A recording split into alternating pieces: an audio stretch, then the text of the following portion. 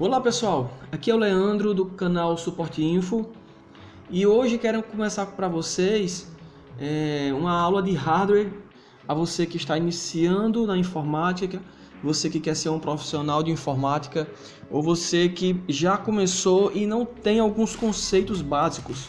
Bem, iniciando esse curso aqui, básicos de hardware. Aqui a gente vai ter a palavra hard, que significa rígido ou duro. E daí você já pode diferenciar, como mostra na tela, simplesmente hardware é a parte física, toda a parte física palpável que você pode tocar, pegar de peças, o que for. E software é a parte lógica, são os programas, aplicativos, utilitários. E dentro deles existem tantos outros conceitos, como os sistemas operacionais. Seguindo esse menu principal, nós iremos para essa segunda opçãozinha aqui, hardware primário. O hardware primário, pessoal, é aquele hardware necessário para você ligar a máquina. Quero deixar claro também, nessa parte sublinhada abaixo, onde tem HD, mouse, teclado e monitor, eles, no meu conceito, eles não constituem um hardware primário para você ligar a máquina. Porém, é necessário. Não tem como ligar a máquina sem ter um monitor, por exemplo, para ver e enxergar o que está acontecendo. E um periférico para que eu possa entrar pelo menos na BIOS da placa-mãe e fazer as configurações iniciais, precisa de um teclado. Porém, o mouse e HD, esses só seriam realmente necessários, o mouse primeiramente, se eu estiver usando um sistema operacional com modo gráfico, que é o que a gente mais usa hoje em dia, o Windows. E o HD é totalmente necessário porque precisa de um disco de armazenamento para instalar os sistemas operacionais e os demais programas para o uso. Mas é evidente já que existe tecnologia onde eu não preciso de HD. Então, se eu tiver um computador montado com essas peças aqui e ter apenas um pendrive ou algum dispositivo portátil onde eu possa plugar na USB, eu também posso usar um sistema operacional. Mas eu quero que vocês se atentem a esses conceitos. O hardware primário é essa fileira de cima. Se faltar algum desses aqui, eu não vou conseguir ligar o computador, exceto o cooler, mas é totalmente necessário, pois senão o processador queima com a alta temperatura que ele atinge. E um hardware primário com observação dessa fileira de baixo, que me possibilita, juntamente com a fileira de cima, ter a possibilidade real de usar a máquina. Bem, entendido até aí, vamos passar para o próximo item, que é onde tem esse fonezinho aí. O hardware secundário é justamente aquele hardware que você não precisa ter para usar a sua máquina juntamente com aqueles hardware, aquela lista primária, hardware primário que a gente viu agora. Mas é extremamente necessário para algumas aplicações ou algumas profissões, alguns usos específicos. Por exemplo, o gravador de DVD. Hoje você não precisa de um gravador de DVD para instalar um sistema operacional. Basta ter um dispositivo USB, um pendrive, que você consegue instalar uma placa de vídeo. Em alguns casos específicos, para algumas profissões, algumas utilidades, a placa de vídeo é necessária, porque essa pecinha aqui, ela gerencia e processa o seu próprio trabalho, vamos dizer assim. Ela não deixa que a placa-mãe fique encarregado para fazer o que ela faz. Então a placa de vídeo, ela gerencia tão somente o vídeo e ela nos proporciona a qualidade muito superior à placa de vídeo on-board de uma placa-mãe. Essas placas de vídeo são muito usadas para alguns jogos 3D, para profissionais da multimídia, para profissionais de publicidade, por exemplo, aqueles que trabalham com criação e edição de vídeos, ou também que trabalham com edição de imagens, onde precisa de um vídeo satisfatório. Deixando claro agora a definição do hardware secundário, sem eles fica inviável, impossível fazer algumas atividades. Vamos mais adiante. E aqui vamos ver agora o nosso quarto e penúltimo item desta aula. E para você que está iniciando, aqui já é para um perfil mais técnico, seriam algumas ferramentas básicas que eu achei indispensável para iniciar nessa área, sabendo que tem tantas outras ferramentas, mas isso aqui é inevitável você ter.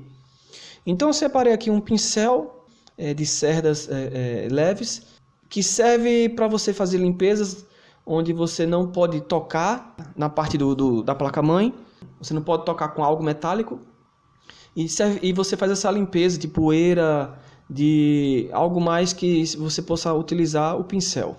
Chave de fenda, essa chave de fenda tem essa ponta no formato, que é ponta linear, e a chave Phillips, que é a chave estrela, ela é como se fosse um X, né? Para quem não conhece, tem como se fosse um X na ponta. Eu separei também uma chave teste. Essa chave de tensão pode ser digital ou pode ser essa chave aqui mesmo analógica, que existe uma lâmpadazinha aqui no meio, onde você bota essa chave de teste numa tomada, por exemplo, para medir a tensão 220 ou 110 volts. E se tiver tensão ou no próprio cabo, no gabinete, essa luzinha vai acender. Essa chave teste serve muito para você identificar um fio positivo, por exemplo. Quando o fio for positivo, tiver energia, ele liga. Quando o fio for negativo, ele não liga. Um alicate de corte é importante você ter, especificamente para corte. Você não usa esse alicate aqui para apertar parafusos. Você pode inutilizar cegando aqui a parte dele de corte, que é a molada. Um alicate de ponta. Diferente de um alicate doméstico, esse alicate de ponta é mais para uso em eletrônica. Você está vendo que ele tem um bico alongado.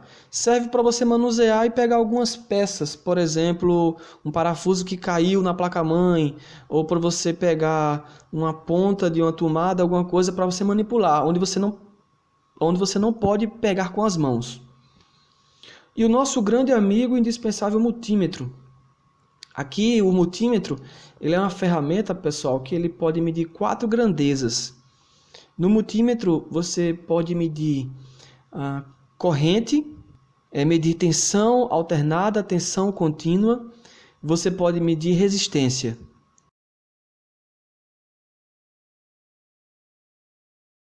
Só dar um exemplo nesse multímetro, por exemplo, se você for medir uma pilha, uma bateriazinha, essa bateria você mede na grandeza de tensão contínua.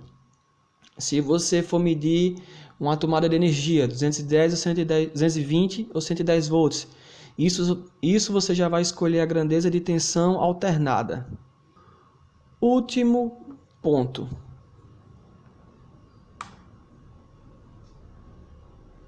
Recomendações. Essas recomendações, pessoal, quero deixar claro para vocês que sem esses pontos aqui que eu coloquei como recomendações, sem eles o seu computador liga e vai funcionar. Porém, a sua máquina, com certeza, ela vai estar passando por alguns riscos, onde pode vir a danificar, pode vir a ter a sua vida útil abreviada. Então, essas recomendações é muito interessante você seguir. Eu já vi computadores que estão funcionando sem aterramento e fica por total responsabilidade do usuário. Pode ser que você passe anos com esse computador, mas em alguma necessidade de uso desse aterramento, por exemplo, com pico de energia, você vai sofrer a descarga em cima do seu equipamento. Já vi vários equipamentos, computadores funcionando sem estabilizador. Porém, o estabilizador é uma ferramenta que vai melhorar a alimentação da sua máquina, porque ele dá uma filtragem e tenta estabilizar a energia nas suas variações, já que a gente está falando de energia de tensão alternada. O no-break, pessoal, nada mais é que um estabilizador com uma bateria que nos dá uma autonomia na falta de energia ou na queda de energia brusca. O seu computador não é desligado. Existe um tempo médio aí de autonomia no computador básico de uns 15 minutos, mas existem no-breaks que lhe dão autonomia maiores. Filtro de linha pode definir esse equipamento, como também algumas pessoas falam, tipo uma extensão, que a gente chama de régua, mas alguns daqueles são filtro de linhas, onde tem alguns componentes eletrônicos dentro dele, como também um fusível de proteção que pode dar uma melhorada na sua energia. E por último, quero deixar essa recomendação de um ambiente adequado. Evite umidades, onde o seu computador vai ficar, evite muita poeira e evite calor. A umidade é uma das grandes inimigas de placas de circuito. Então não esqueça que o seu computador, por dentro, nada mais é do que placas de circuito. Com a umidade você pode estar abreviando a vida útil dele e acelerando a questão da corrosão. As peças metálicas e as placas de circuito vai oxidar mais rapidamente. A poeira também é um inimigo onde se encontra com muita poeira, também favorece a retenção de umidade. E o calor, um outro inimigo também de equipamentos com placas de circuito e equipamentos eletrônicos, onde pode favorecer ao superaquecimento. Se o seu computador ele internamente já tem uma temperatura elevada e porventura você está com um cooler ou com a refrigeração no limite, se você tem um ambiente de calor externo, vai favorecer que esse aquecimento aumente. E assim você diminuindo a vida útil das suas peças ou até mesmo um dano definitivo, né? É isso aí, espero que tenham gostado dessa nossa primeira aula. Curta o nosso canal, compartilhe aí para outras pessoas e boa sorte para vocês, fica na paz. Valeu, pessoal!